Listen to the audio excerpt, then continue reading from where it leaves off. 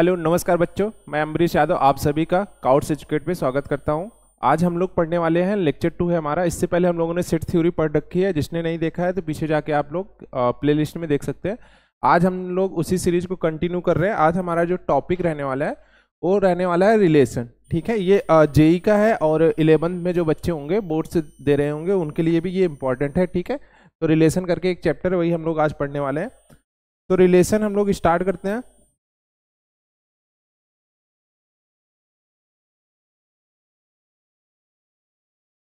ठीक है, तो सबसे पहले हम लोग रिलेशन में ऑर्डर्ड पेयर एक पढ़ते हैं। जैसे हम लोगों ने पिछली क्लास में सेट पढ़ा था, सेट रिवाइज करा देते हैं। सेट होता क्या है? सेट जब भी हम लिखते हैं किसी सेट को हम लोग कर्ली ब्रैकेट के अंदर लिखते हैं और जो उसके अंदर वो लिखते हैं उसको कॉमास के थ्रू अलग करते हैं। ये सेट ए है और इसको कर्ली ब्रैकेट के अंदर लिख रहे हैं ABCD। ठीक है, ये रोस्टर फॉर्म है, ये रोस्टर फॉर्म है। पिछली क्लास में हम लोगों ने पढ़ रखा है, ये हमारा रोस्टर फॉर्म है। ठीक है, ये रोस्टर फॉर्म है। यहाँ पे जो ये नंबर्स लिखे गए ABCD, इसको हम बोलेंगे सेट ए के एलिमेंट्स, एलिमेंट्स ऑफ सेट ए। ठीक है, तो आज हम लोग जो पढ़ने वाले हैं वो बेसिकली रिलेशन पढ़ने वाले हैं। सेट के ही आगे का चैप्टर है रिलेशन। तो हम लोग क्या करेंगे, जो पहले सबसे पहले इसमें आता है ऑर्डर्ड पेयर। ऑर्डर्ड पेयर का क्या मतलब होता है कि जब भी हम कोई ऐसे नंबर से लिखते हैं जिनको पेयर्स में लिखते हैं, जैसे कोई वैल्यू लिख रहे हैं x, y। ठीक है, तो ये हमारा क्या कहलाएगा? ऑर्डर्ड पेयर में कहलाएगा। तो यहाँ पे अगर हमारे पास दो सेट हैं, जैसे ए था और हमने बी लिख लिया 1 2 3, तो जब ऑर्डर्ड पेयर में लिखेंगे तो हम लोग क्या करेंगे, जैसे ए क्रॉस बी निकाल रहे हैं, ये अभी बताएंगे कार्टेशियन प्रोडक्ट होता है। कार्टेशियन प्रोडक्ट, ये कार्टेशियन प्रोडक्ट होता है। जब भी कार्टेशियन प्रोडक्ट निकालते हैं तो जो ये एलिमेंट्स लिखे गए हैं इनको हम लोग क्या करेंगे, ऑर्डर्ड पेयर में लिखेंगे। ऑर्डर्ड पेयर का मतलब कि अगर हम लोग सेट ए का एलिमेंट उठा रहे हैं तो इन सबके साथ पेयर बनाएंगे। पेयर बनाने का मतलब जैसे A,1, A,2, A,3, फिर B उठाएंगे, B का 1 के साथ बनाएंगे, B का 2 के साथ बनाएंगे, B का 3 के साथ बनाएंगे। तो A,1, A,2, A,3। Similar B का उठाएंगे तो B,1, B,2, B,3। फिर हम लोग C का उठाएंगे तो फिर से यही आएगा, D का उठाएंगे फिर से ये आएगा। तो ये जो एलिमेंट्स लिखे गए इसके अंदर ये ऑर्डर्ड पेयर के फॉर्म में लिखे गए हैं। ये ordered pair A,1, A,2, A,3, ये ऑर्डर्ड पेयर है। ऑर्डर्ड पेयर में क्या होता है, जो फर्स्ट एलिमेंट होता है, ऑर्डर्ड पेयर में जो हमारा फर्स्ट एलिमेंट होता है, ऑर्डर्ड पेयर में अगर कहीं लिखा है ऑर्डर्ड पेयर X, Y, ठीक है, तो ये बता रहा है कि हमारा जो X आ रहा है, जो X आ रहा है वो पहले सेट से आ रहा है और जो B आ रहा है सेकंड सेट से आ रहा है। मतलब कि अगर सेट हम लोग A लिख रहे हैं तो ये सेट A से आ रहा है X और दूसरा जो है सेट B से आ रहा है। ठीक है, दूसरा सेट B से आ रहा है। तो इसी को हम लोग सिंपल लैंग्वेज में अगर समझना चाहें तो ये समझ सकते हैं कि जो ऑर्डर पेयर में जो दोनों वैल्यूज रखी जाती हैं, फर्स्ट वाली सेट A से आता है, सेकंड वाली वैल्यू सेट B से आती है। ठीक है, तो ये वही चीज लिखा गया, a pair of elements written in a particular order is called an order pair. Particular order का मतलब क्या है, एक्स वाई के फॉर्म में, इसी को हम लोग क्या बोलेंगे, ऑर्डर्ड पेयर। और ये जो नीचे हम लोगों ने एक क्रॉस भी किया, ये कार्टेशियन प्रोडक्ट है। ठीक है, इसको हम आगे स्लाइड में पढ़ते हैं। कार्टेशियन प्रोडक्ट, कार्टेशियन प्रोडक्ट का मतलब होता है कि टू नॉन एम्प्टी सेट को हम लोग अगर आपस में प्रोडक्ट निकाल रहे हैं तो उसी को हम लोग कार्टेशियन प्रोडक्ट बोलेंगे। यहाँ पे जैसे एक क्रॉस भी निकाल रहे हैं, एक क्रॉस भी जैसे हम लोगों ने पीछे निकाला था, ये वाला, ये एक क्रॉस भी निकाला था, तो इस पूरे वैल्यूज को हम लोग क्या बोलेंगे, कार्टेशियन प्रोडक्ट। अब कार्टेशियन प्रोडक्ट में यहाँ पे ध्यान से देखो, ए में कितने एलिमेंट्स थे, ए में 4 एलिमेंट्स थे और बी में कितने एलिमेंट्स हैं, 3। तो जो कार्टेशियन प्रोडक्ट में टोटल एलिमेंट्स आएंगे, एलिमेंट्स का मतलब कि ये पेयर, ये हमारा एक एलिमेंट कहलाएगा, A,1 एक एलिमेंट्स कहलाएगा, A,2 सेकेंड एलिमेंट कहलाएगा, ऐसे। तो जो टोटल पेयर्स बन रहे हैं वो कितने बनेंगे, इन दोनों का मल्टीपल 4 × 3। तो यही यहाँ पे कह रहा है कि अगर हम लोग number of A cross B का एलिमेंट फाइंड आउट करना है तो हम लोग ये कर सकते हैं, सिंपल सा Na × NB कर सकते हैं। ठीक है, तो बार बार लिखने से बचने के लिए हम लोग ये फार्मूला यूज कर सकते हैं कि A क्रॉस B में जो नंबर ऑफ एलिमेंट्स आएंगे वो जो सेट A में एलिमेंट्स थे और जो सेट B के एलिमेंट्स थे उन्हीं दोनों को आपस में मल्टीप्लाई कर दें तो नंबर ऑफ एलिमेंट्स आ जाते हैं। अब हम लोगों ने एक पढ़ा था सबसेट का फार्मूला, सेट जब हम लोग पढ़ रहे थे तो सबसेट का फार्मूला सबको याद होगा, सबसेट नंबर ऑफ सबसेट, ये क्या होता है, 2 की पावर n होता है। ठीक है, नंबर ऑफ सबसेट क्या होता है, 2 की पावर n होता है। 2 की पावर n का मतलब जो n होता है वो टोटल नंबर ऑफ एलिमेंट्स होता है इन ए सेट। तो अगर ये n एलिमेंट्स थे, n नंबर ऑफ एलिमेंट्स थे, तो अगर हम लोग a क्रॉस b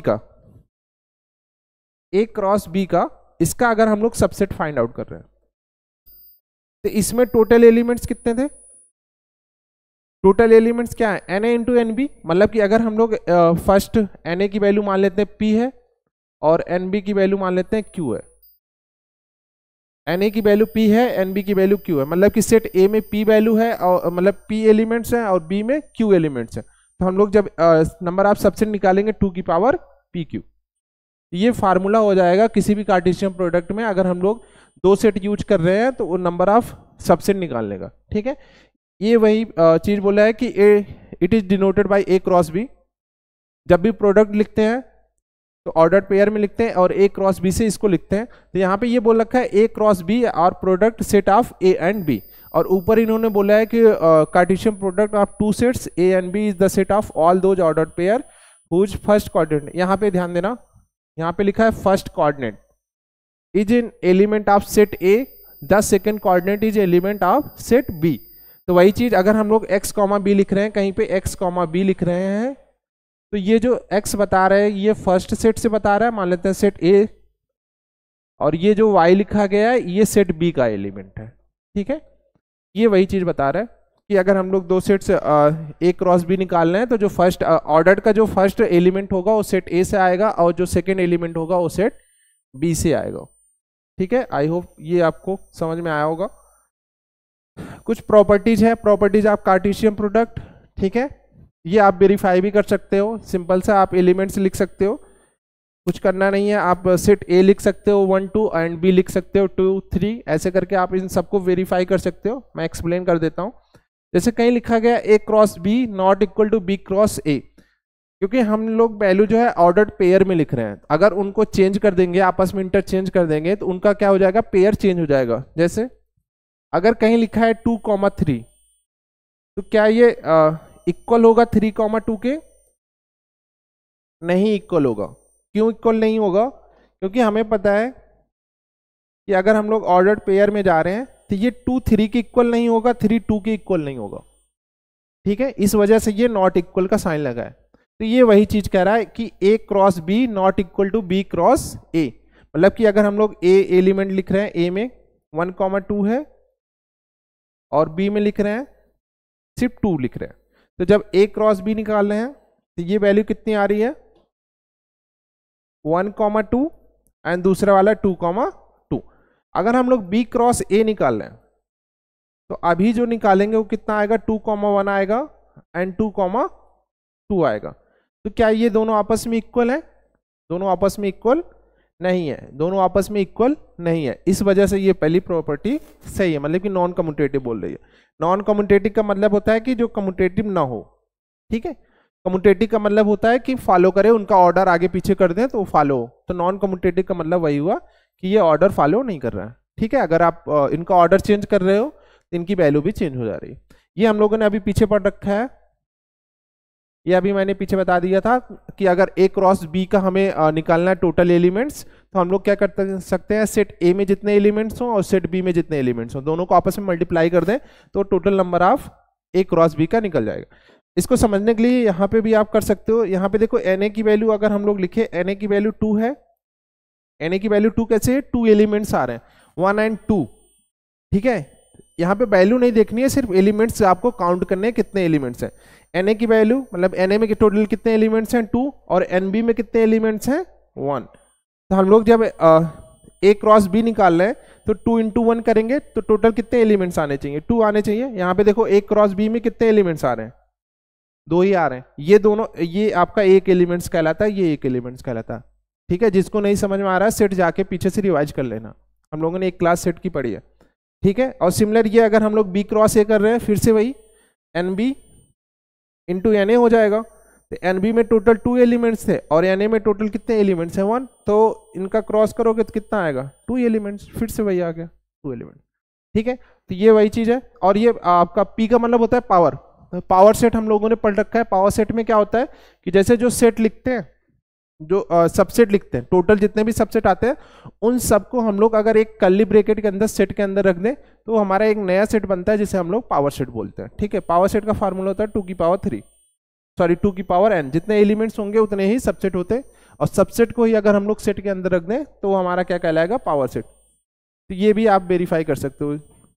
अब यहाँ पे बोला है कि A 5 हो B 5 हो, मतलब कि दो सेट हैं और दोनों 5 हैं, तो A क्रॉस B भी 5 होगा। मतलब कि अगर नल सेट है, फर्स्ट वाला भी सेट नल सेट है और दूसरा भी नल सेट है, तो दोनों को जब हम लोग क्रॉस प्रोडक्ट निकालेंगे तो दोनों में कोई भी एलिमेंट्स नहीं आएगा। ठीक है, फिर से थर्ड वाला प्रॉपर्टी कह रहा है कि थर्ड वाले में क्या कह रहा है, if A and B are two non empty set with element common, then ये कह रहा है कि A और B दो नॉन इम्पटी सेट है और उसमें से कुछ एलिमेंट्स कॉमन आ रहे हैं।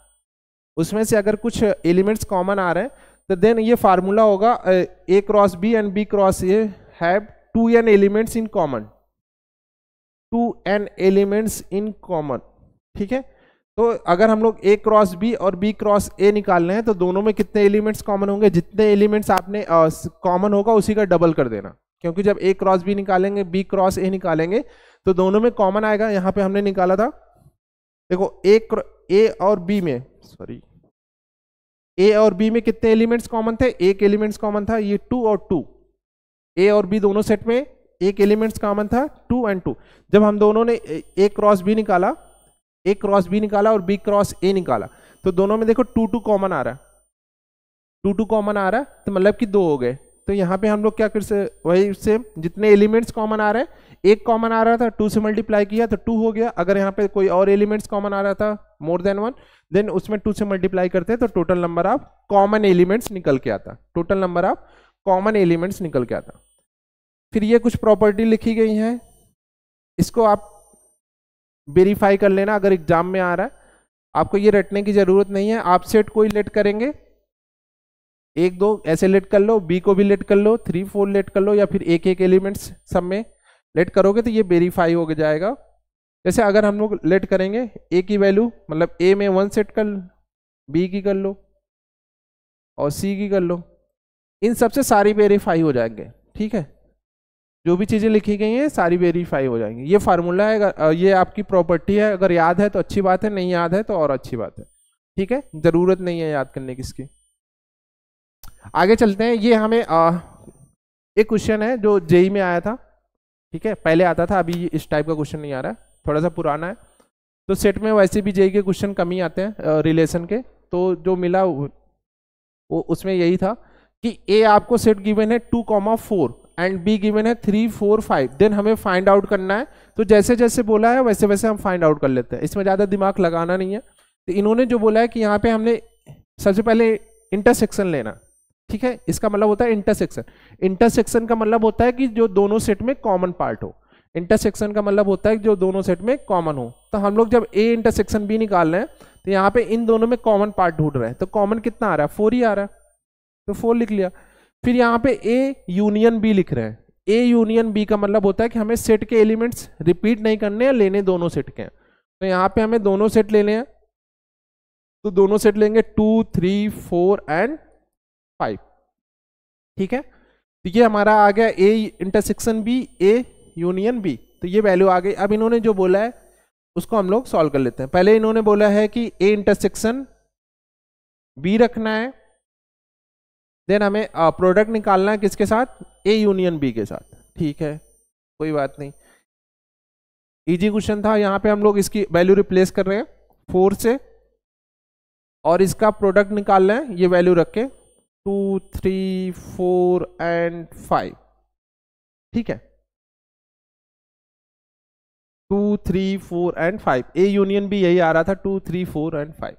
फिर से वही 4 का सबके साथ पेयर बनाते हैं।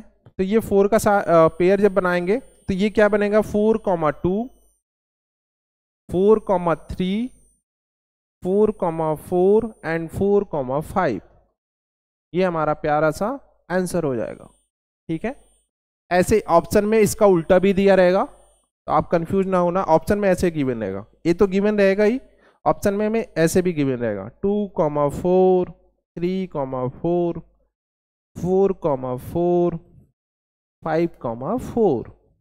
ठीक है, ये भी गिवन रहेगा, तो ये गलत है, इसमें ऑर्डर चेंज है। ये वाला आपका सही है। ये आप कहाँ गया, ये आपका सही है। ठीक है, ये आपका सही है। तो ये आपको समझ में आ गया होगा प्रोडक्ट निकालने के लिए।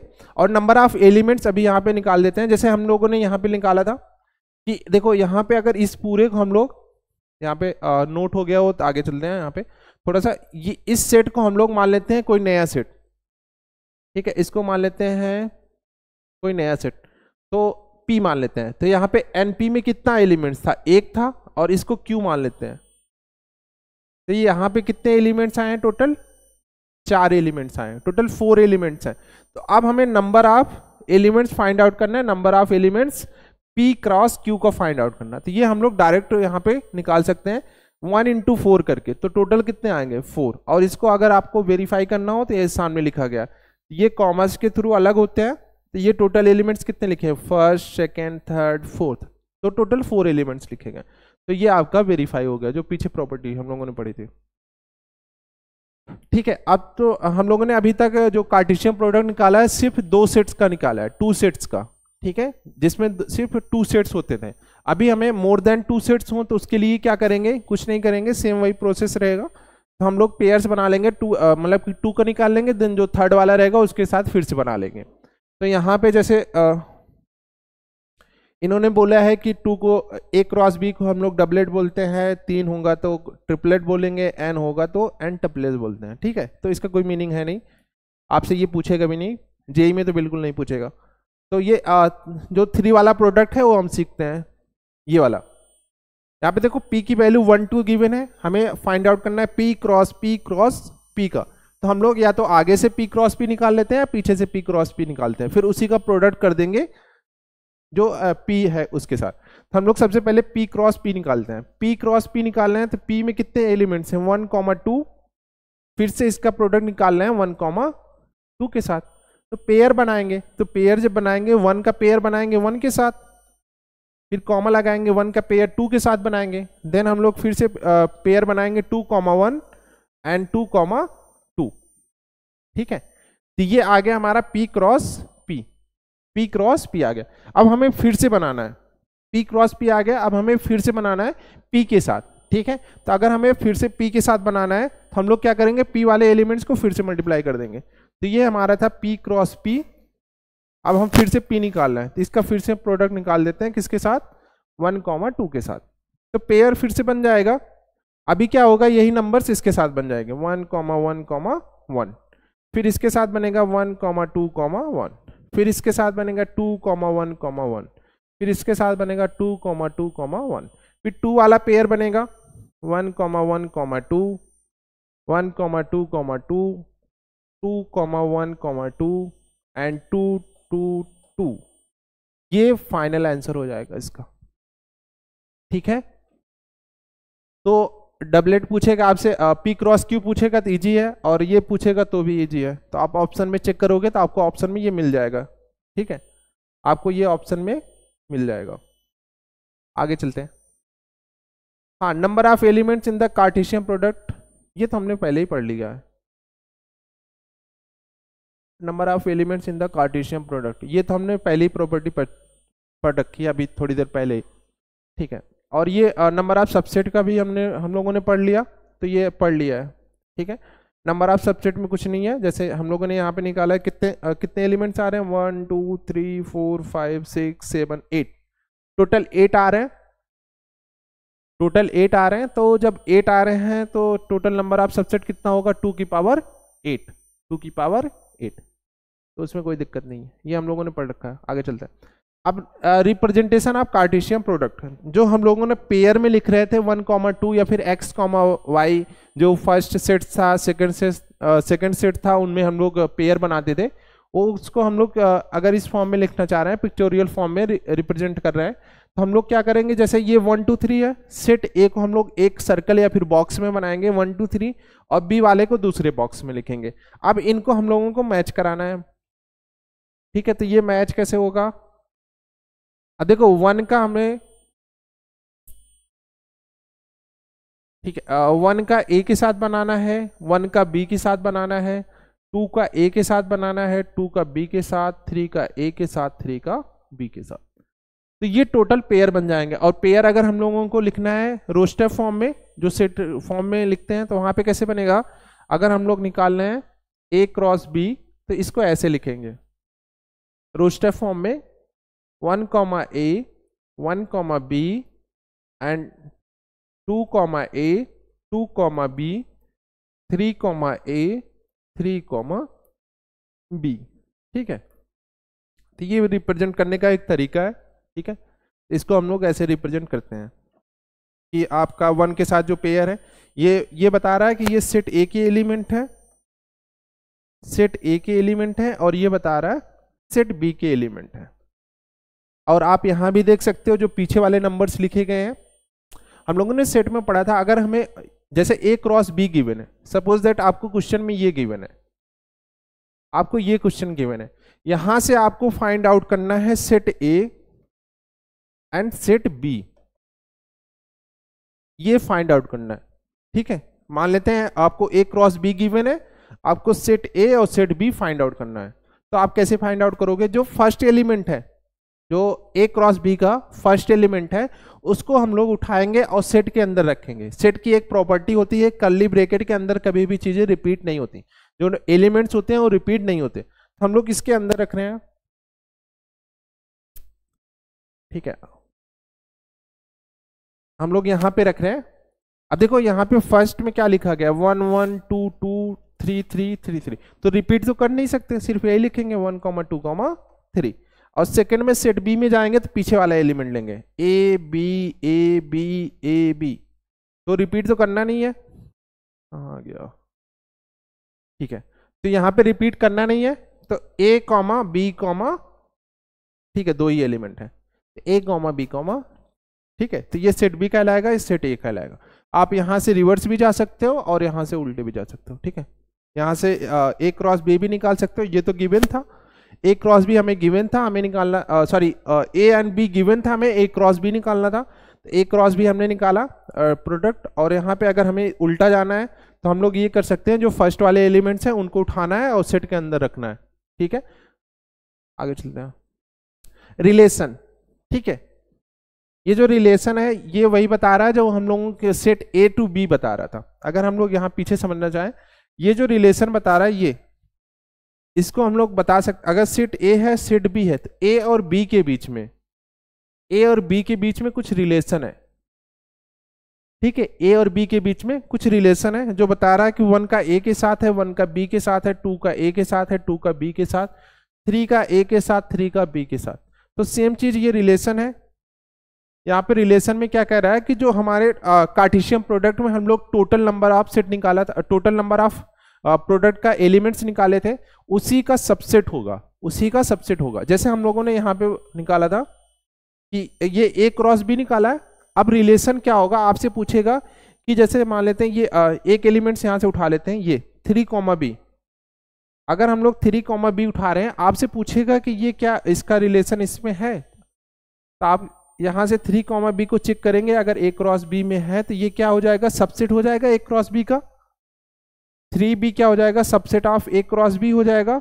और ये जो 3 बता रहा है ये सेट ए से बता रहा है, और जो बी लिखा गया है ये सेट बी से बता रहा है। तो मतलब कि एक रिलेशन है ए आर टू बी। ठीक है, रिलेशन ए टू बी है जिसकी वैल्यू है कितनी है, 3 बी, और ये क्या है, सबसेट है ए क्रॉस बी का प्रोडक्ट का। तो सेम चीज वही बता रहा है। ठीक है, यहाँ पे इन्होंने लिखा भी है क्या, a relation of a non empty set. Set क्या होने चाहिए, नॉन इम्पटी होने चाहिए। ठीक है, सेट हमारे कैसे होने चाहिए, नॉन इम्पटी सेट होने चाहिए। यहाँ पे बोला है नॉन इम्पटी सेट। यहाँ पे देखो ये रिप्रेजेंट करने का तरीका होता है, लिखने का तरीका होता है।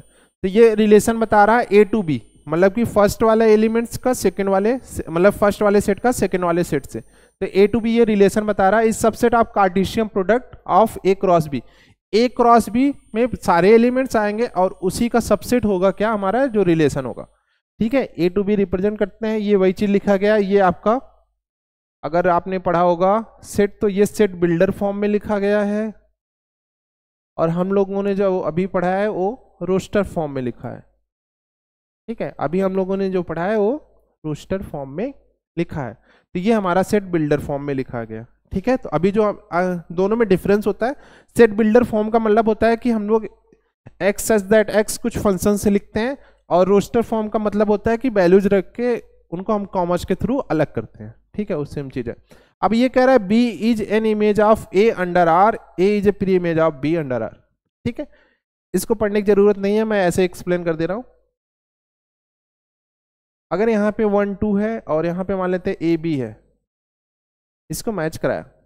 ठीक है, तो जो ये एलिमेंट है ये सेट ए होगा, ये सेट ए है, ये सेट बी है। हम लोग कह सकते हैं कि जो 1 है उसका इमेज है ए, 1 का इमेज कितना है ए, और 2 का इमेज कितना है बी। जस्ट उल्टा करते हैं, ए का प्री इमेज है 1 और बी का प्री इमेज है 2। ठीक है, यहाँ पे लिख लो 1 का इमेज कितना है 2, सॉरी 1 का इमेज ए है और 2 का इमेज कितना है बी। ठीक है, प्री इमेज क्या होता है कि हम लोग जो पहली वैल्यू लिखी होती है उसको कंसीडर करते हैं।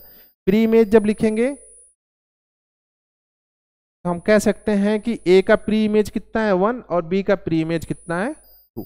यही सेम चीज यहाँ पे लिखी गई है, तो ये लैंग्वेज में लिखी गई है। ठीक है, इस वजह से टफ लग रहा होगा।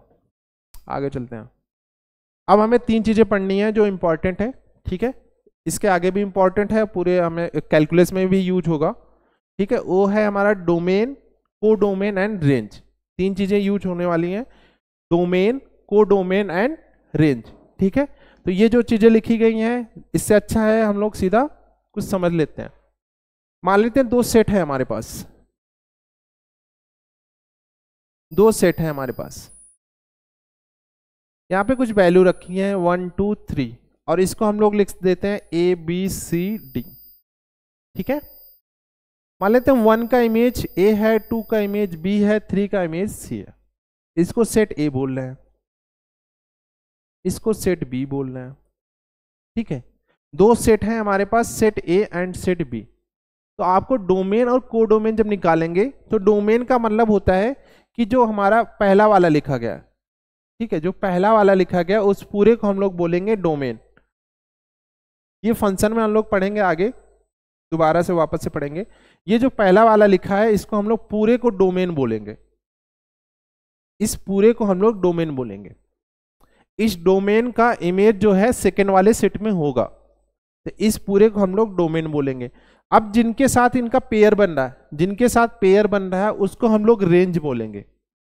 रेंज बोलेंगे इसको जिनके साथ पेयर बन रहा है। पेयर किसके साथ बन रहा है? अगर रेंज हम लोग लिखें तो कितना लिखेंगे? A B C. ठीक है, तो जिनके साथ पेयर बन रहा है उसको रेंज बोलेंगे, और जिसका मतलब कि प्री इमेज वाले जो पहला वाला सेट है उस पूरे को डोमेन बोलेंगे, और जो ये पूरा सेट बी है इसी को हम लोग कोडोमेन बोलेंगे। पूरे सेट बी को, ध्यान देना, पूरे सेट बी को हम लोग कोडोमेन बोलेंगे। कोडोमेन का मतलब है कि पूरी वैल्यू, सेट बी में पूरी वैल्यू। ऐसे याद कर लो कि जो सेट ए है वो पूरा डोमेन कहलाएगा, जो सेट बी है पूरा कोडोमेन कहलाएगा, और सेट बी में जिसके साथ पेयर बन रहा है उसको हम रेंज बोलेंगे। ठीक है, तो हम लोग कह सकते हैं कि जो रेंज होती है वो सबसेट होता है किसका? कोडोमेन का। ये कह सकते हैं जो रेंज होता है वो सबसेट होता है किसका? कोडोमेन का। ठीक है, और ये कभी कभी इक्वल भी हो जाएगा अगर कोई एलिमेंट छूट नहीं रहा है, वो हम लोग फंक्शन में पढ़ेंगे, इनटू ऑन टू फंक्शन आगे चल के पढ़ेंगे अगली क्लास में, तो वहां पे हम लोग कहीं कहीं आपको रेंज जो है कोडोमेन के इक्वल भी दिखेगी। ठीक है, तो ये हमेशा कंफ्यूज मत होना कि ये इक्वल नहीं होगी। तो वही चीज लिखा गया है, domain the set of all first element of the ordered pair. जो ऑर्डर्ड पेयर में लिखे रहते हैं, अगर इसी को ऑर्डर्ड पेयर में लिखते हैं, इसको ऑर्डर्ड पेयर में लिखते तो क्या लिखते? 1 A 2 B और 3 C, ये ऑर्डर्ड पेयर में लिखते। तो ये अभी कह रहा है यहाँ पे कह रहा है जो first element of the ordered pair in a relation R from set A to set B is called the domain of the relation. तो कह रहा है जो सेट ए के एलिमेंट्स हैं, जो सेट ए के एलिमेंट्स हैं वो क्या कहलाएंगे, हमारे डोमेन कहलाएंगे। तो वही चीज हमने अभी यहाँ पे बताई, सेट ए के एलिमेंट्स क्या कहलाएंगे, डोमेन कहलाएंगे। ऑर्डर्ड पेयर के जो एलिमेंट्स पहले आएंगे और जो पीछे वाले एलिमेंट्स कहलाएंगे वो रेंज कहलाएंगे। The set of all second elements, यहाँ पे देखो the set of all second element, second element का set B of the ordered pair in a relation R from set A to set B is called the range of the relation are.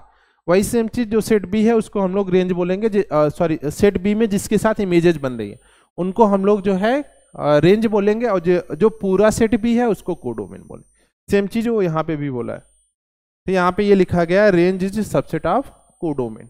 ठीक है, confuse नहीं होना है।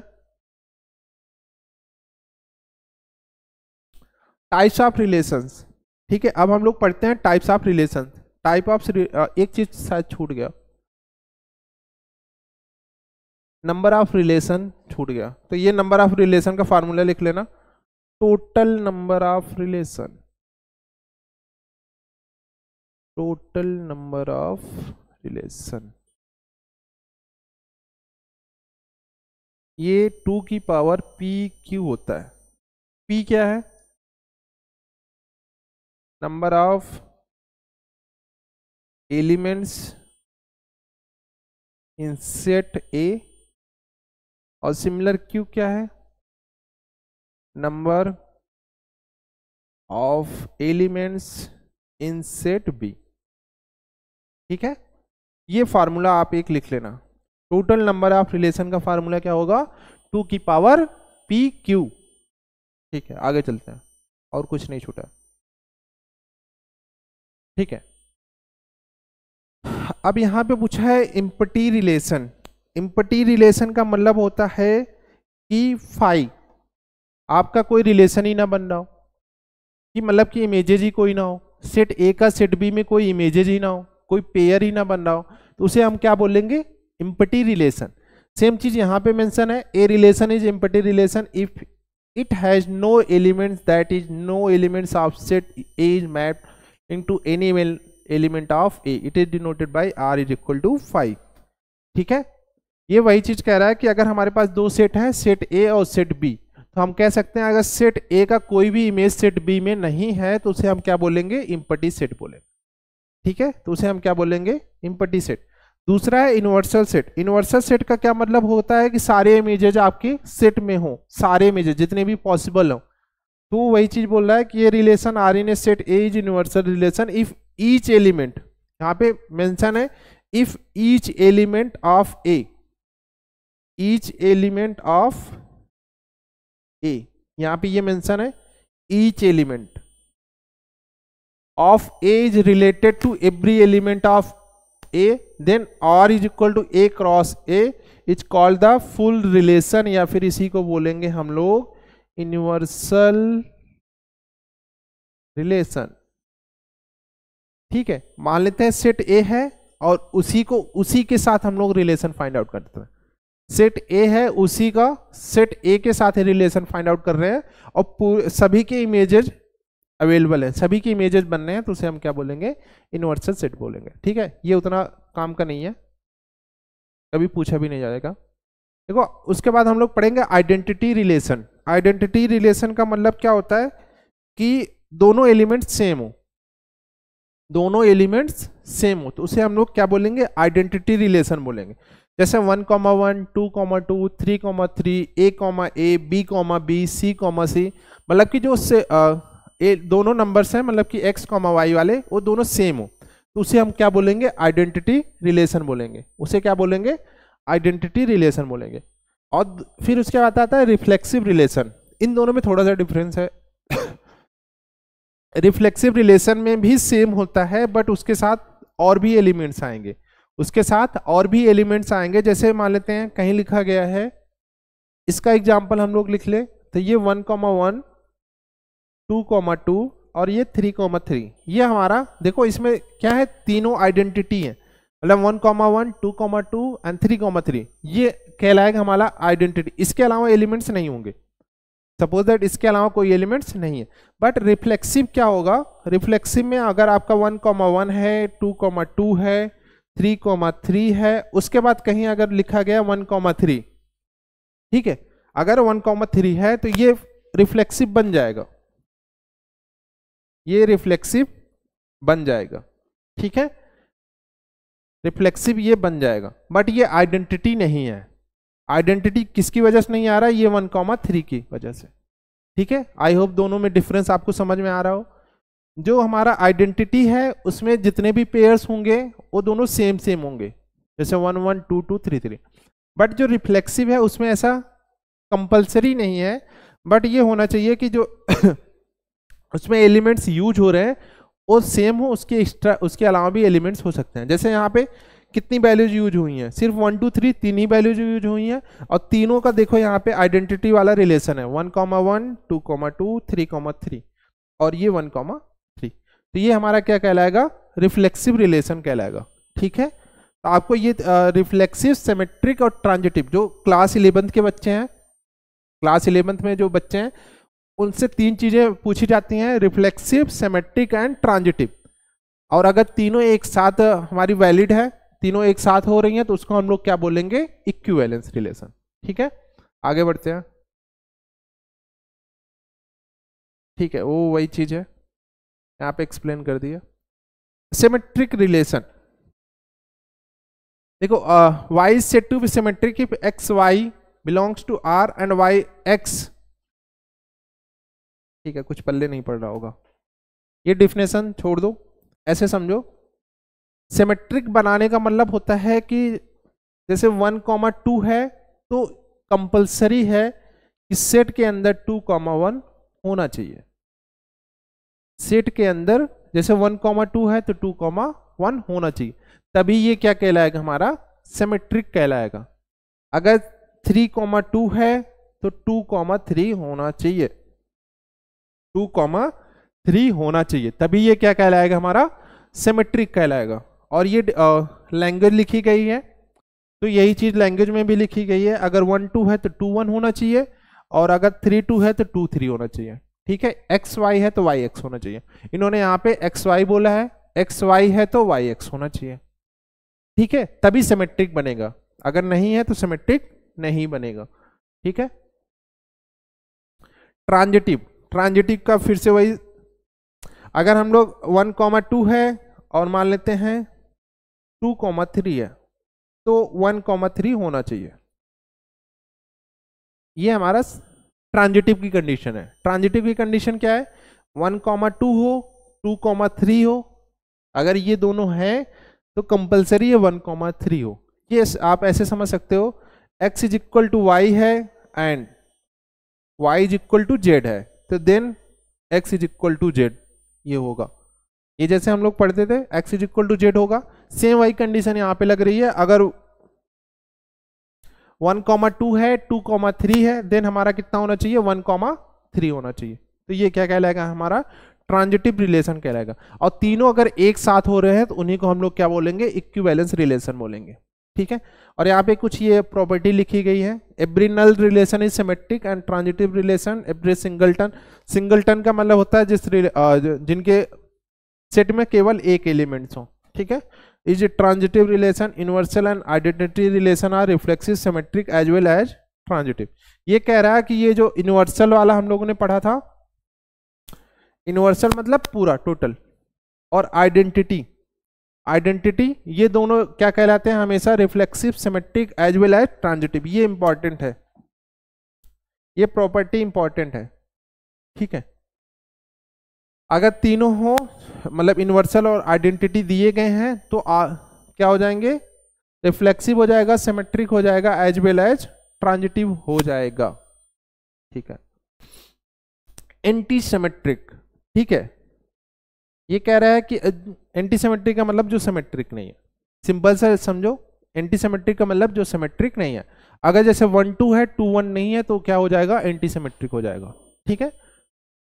ये वही चीज यहाँ पे लिखा गया है, relation being subset of is greater than or equal to an identity relation, any set A R antisymmetric relation, वही चीज बोल रहा है। 1,2 है और 2,1 नहीं है तो क्या हो जाएगा? एंटी सिमेट्रिक हो जाएगा। इक्विवेलेंस, इक्विवेलेंस अभी हमने आपको बता दिया था, इक्विवेलेंस रिलेशन के लिए क्या होना चाहिए? इक्विवेलेंस रिलेशन के लिए मस्ट है 3 कंडीशन। पहली, रिफ्लेक्सिव होना चाहिए, दूसरा सिमेट्रिक होना चाहिए, और थर्ड वाला ट्रांजिटिव होना चाहिए। ठीक है, अगर ये तीनों एक साथ हैं देन हम कह सकते हैं कि रिलेशन हमारा इक्विवेलेंस होगा। अगर इन तीनों में से कोई भी एक नहीं हुआ तो देन इक्विवेलेंस रिलेशन नहीं होगा।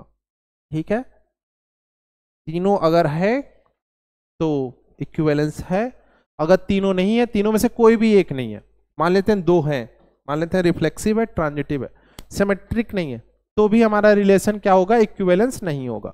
अगर तीनों एक साथ हैं देन इक्विवेलेंस रिलेशन होगा, नहीं तो नहीं होगा। सेम वही चीज लिखा गया इसमें, यहाँ पे ये मेंशन किया गया है, रिफ्लेक्सिव होना चाहिए, सिमेट्रिक होना चाहिए, एज वेल एज ट्रांजिटिव होना चाहिए, तभी ये हमारा क्या होगा, इक्विवेलेंस होगा, नहीं तो नहीं होगा।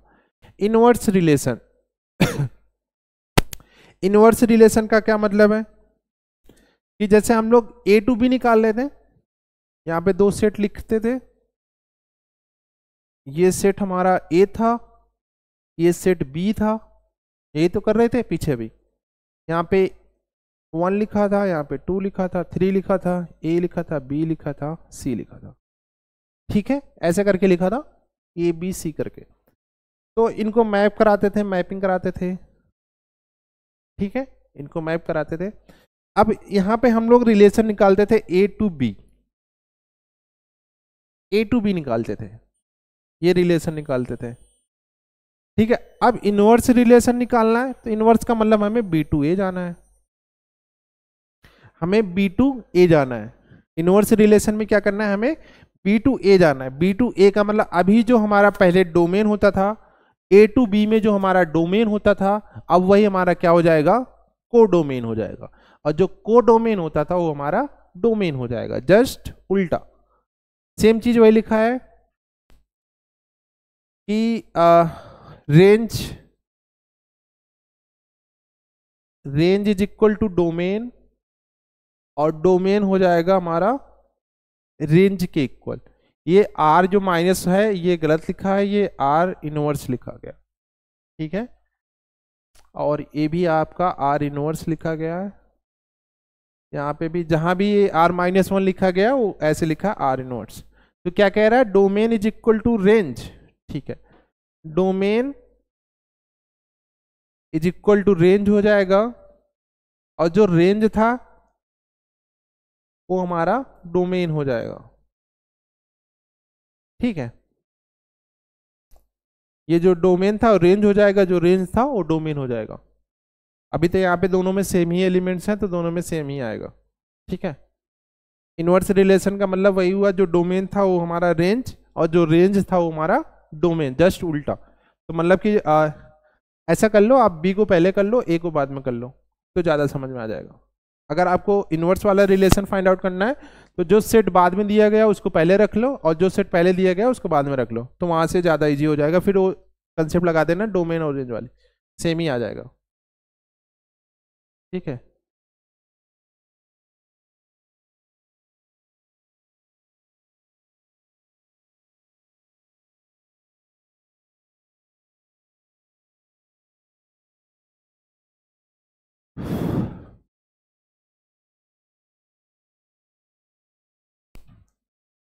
और कुछ बचा है? और तो कुछ नहीं बचा है। ठीक है, तो हम लोगों ने पूरा पढ़ लिया, अभी तक पूरा हम लोगों ने पढ़ लिया रिलेशन, आज हम लोगों ने पूरा पढ़ा है। इसके पहले वाली क्लास में हम लोगों ने सेट पढ़ा था, इसके आगे हम लोग जब पढ़ेंगे तो फंक्शंस पढ़ेंगे। ठीक है, और फंक्शन में हम लोग अच्छे क्वेश्चंस लाएंगे, जो जेई वगैरह के जो प्रीवियस ईयर के क्वेश्चंस हैं या फिर जो अच्छे क्वेश्चंस हैं जो आ सकते हैं वो हम लोग करेंगे। तो आप लोग जो है ये दोनों देख लेना, रिलेशन वाला और जो इसके पहले सेट पढ़ा था। ठीक है, ये दोनों चैप्टर देख लेना। आई होप आप लोगों को ये वीडियो पसंद आ रही हो, तो लाइक और शेयर और कमेंट कर दीजिएगा। Thank you.